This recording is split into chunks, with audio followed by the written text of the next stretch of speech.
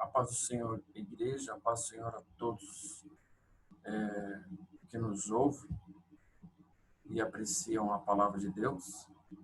Estamos aqui dando continuidade à segunda unidade, né, do livro de Teologia Pastoral, unidade 2, capítulo 1 e lição 1.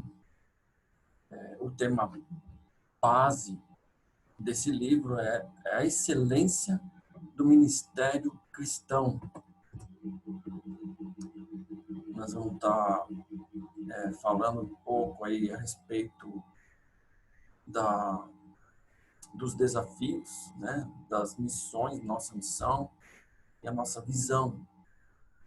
Nosso desafio, nosso maior desafio, não se consiste em ser teólogos eloquentes, mas homens transformados pela palavra de Deus como verdadeiros discípulos. Nossa missão, preparar pessoas que tenham um chamado e estejam dispostas a servir o evangelho onde forem enviadas.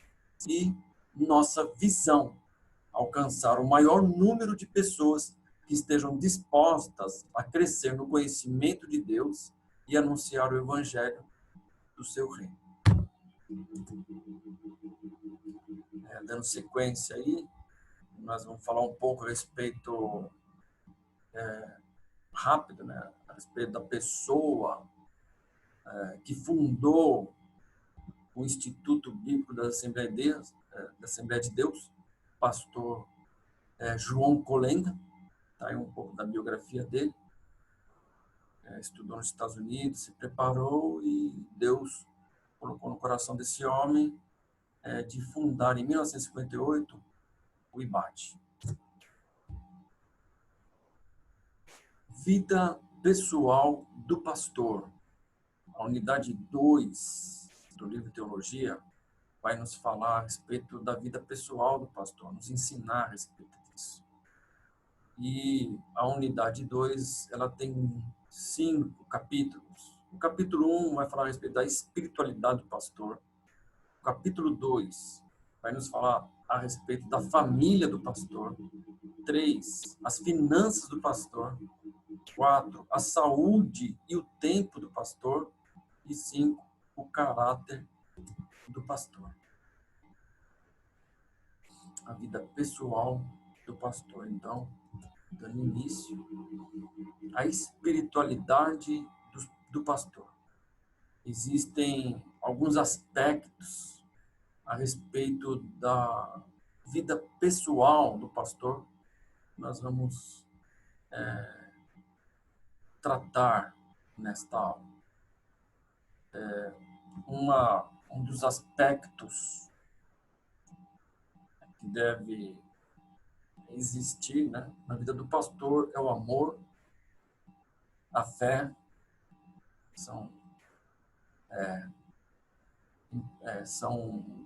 conceitos básicos de um obreiro. A santificação, a oração, a vigilância, o jejum, os dons. Tratando ainda do aspecto da vida pessoal do pastor, a meditação, batalha espiritual. Um pastor, ele que busca em espírito, em verdade, ele vai passar por várias batalhas, assim também como a igreja, né? Visão espiritual. Pastor de Deus precisa ter visão espiritual, e para ter visão espiritual é preciso ter uma intimidade com Deus, é preciso ter busca com Deus, é preciso ter momentos de oração, né?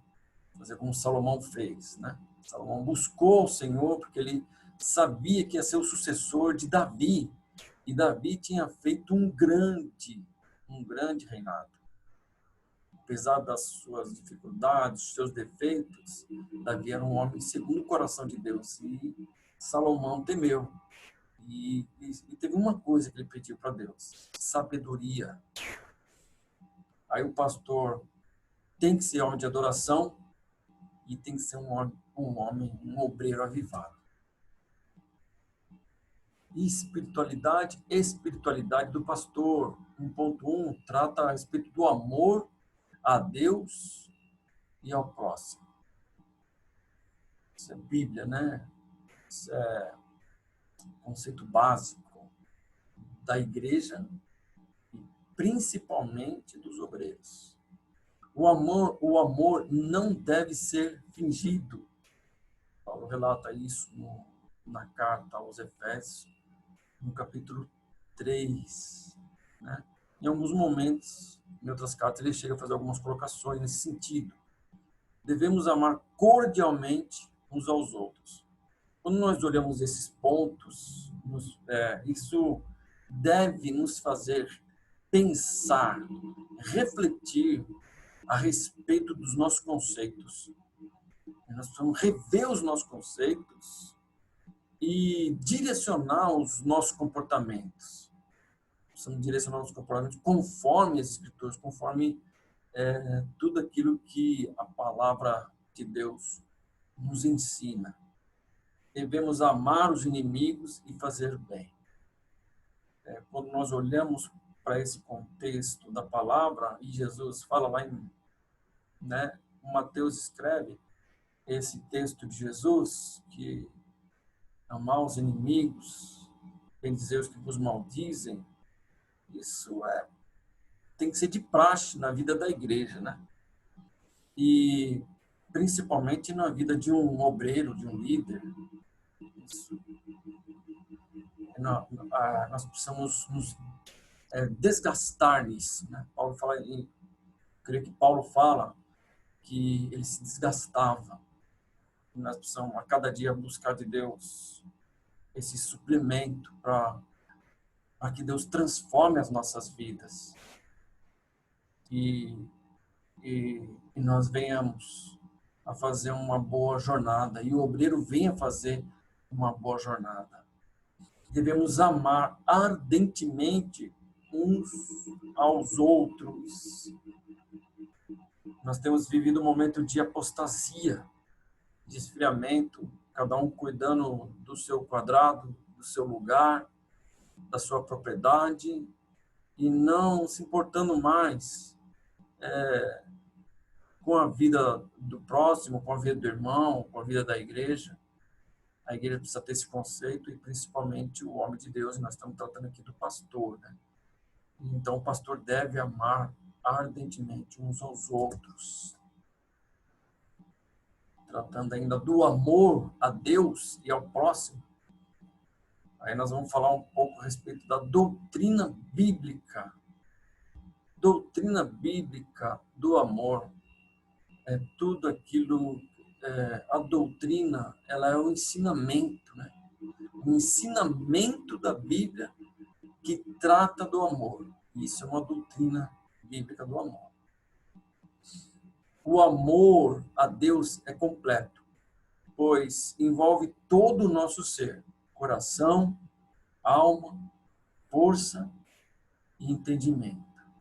A Bíblia diz, a palavra de Deus diz que o amor ele é sofredor. Não trata com interesse e com leviandade. E é esse o prisma, esse o modelo de Deus para a nossa vida. É difícil, mas não é possível, porque se a igreja tem o Espírito de Deus que lhe foi dada, se o pastor tem o Espírito de Deus que lhe foi dado, é justamente para vivenciar esse conceito de Deus. Em 1 Coríntios, Paulo, escrevendo essa carta aos Coríntios, no capítulo 12, ele fala um pouco a respeito do ministério, dos dons, e está escrito assim, no capítulo 12, versículo 31. Portanto, procurai com zelo os melhores dons, e eu vos mostrarei um caminho mais excelente. 2 pontos que eu quero colocar aqui. É que eu posso procurar com zelo, eu devo procurar com zelo os melhores dons, né? E aí Paulo fala assim, eu vou mostrar um mais excelente. E ele vai tratar do amor. Ele está tratando aqui a respeito da palavra profética, da profecia da igreja, das, da manifestação da língua estranha, interpretação. E ele falou, bom buscar tudo isso, é ter zelo, e buscar mesmo os melhores dons. Nós devemos buscar. Hoje a igreja não busca mais. Hoje a igreja busca as coisas que devem ser acrescentadas. A oração ela perdeu o foco central, a primazia, que é buscar os dons para viver, para desempenhar, para desenvolver os talentos e a igreja ser edificada. Então, hoje, a igreja, muitas vezes, vive para si mesma, cada um para si. E aí o corpo fica fraco. Mas Paulo fala que é para buscar os melhores dons. E eu vou mostrar o excelente, o amor. Porque sem esse, nenhum dos outros vale. Nada seria. Paulo escreve em 1 Coríntios 13. Primeira carta de João, no capítulo 2, está escrito dessa forma: aquele que diz que está na luz e odeia seu irmão, até agora está em trevas. Aquele que ama seu irmão está na luz e nele não há escândalo. Mas aquele que odeia o seu irmão está em trevas e anda em trevas e não sabe para onde deva ir, porque as trevas lhe cegaram os olhos. Eu preciso, como obreiro, como igreja, eu preciso avaliar o meu comportamento, os meus pensamentos, se eu realmente estou vivendo de acordo com a palavra. Se eu não estou sendo hipócrita a ponto de ministrar a palavra, de cuidar da parte eclesiástica da igreja e esquecer a minha parte social, o conceito de viver em espírito e em verdade. Eu preciso rever isso. Se não tenho nenhuma mágoa, nenhum ódio no meu coração a respeito de um irmão. Porque se isso estiver acontecendo, a obra está em trevas, a igreja está em trevas. Assim diz João. Tratando do amor em Colossenses 3, no capítulo 3, versículo 1, diz assim: e sobre tudo isto, revestivos de amor, que é o vínculo da perfeição. Então, o caminho da perfeição, e Paulo preocupado nas cartas, e ele relatando, ele tendo o zelo de escrever a respeito do cuidado com os irmãos e com a igreja, ele ostentava pela perfeição, né, pelo aperfeiçoamento da igreja. Então, se eu tiver todos os dons e não tiver o amor, eu não vou fazer um vínculo de aperfeiçoamento. Posso ser o melhor pregador, posso ser o melhor cantor, eu posso ser o melhor ensinador, o melhor mestre, mas se eu não tiver amor, se o meu comportamento não estiver de acordo com os conceitos das Escrituras, nada vai ser. Vai ser como o sino que tine, o metal que soa e acaba. Mas o amor de Deus ele é permanente. Quando nós vivemos o amor de Deus e sofremos pelo amor de Deus, perdemos, entregamos, doamos pelo amor de Deus, sofremos perseguições, injúrias, né? Injustiças. Então, e conseguimos perdoar e conseguimos amar, isso vai gerar perfeição na minha vida espiritual, na minha vida ministerial, como homem de Deus, como obreiro de Deus, no serviço da casa do Senhor. Terminamos aqui. Mais uma vez está aí, apresento o IBAT, Instituto Bíblico da Assembleia de Deus. É uma referência para nós. Aqui também, mais uma vez, eu coloco aí o nosso canal, o Núcleo IBAT Glória, no YouTube. Aquele que sentir, que desejar, que entender que vai ser bom e que quiser propagar esse canal, se inscreva, né? Dá um like. Nós podemos fazer a obra assim também. Você que está me ouvindo, a igreja que está me ouvindo, você não está me ajudando. Você estará ajudando a obra de Deus, o reino de Deus. É bom ter essa consciência também. Não é para mim, não é para o professor Valmir, não é para quem está apresentando, para quem montou o trabalho, não é. Não, é para o reino de Deus. E é voluntário. Tem que ser voluntário, não é por obrigação. Nós lemos um pouco, estudamos um pouco a respeito disso, da importância de Deus, a importância que Deus dá a respeito da voluntariedade, porque é do coração.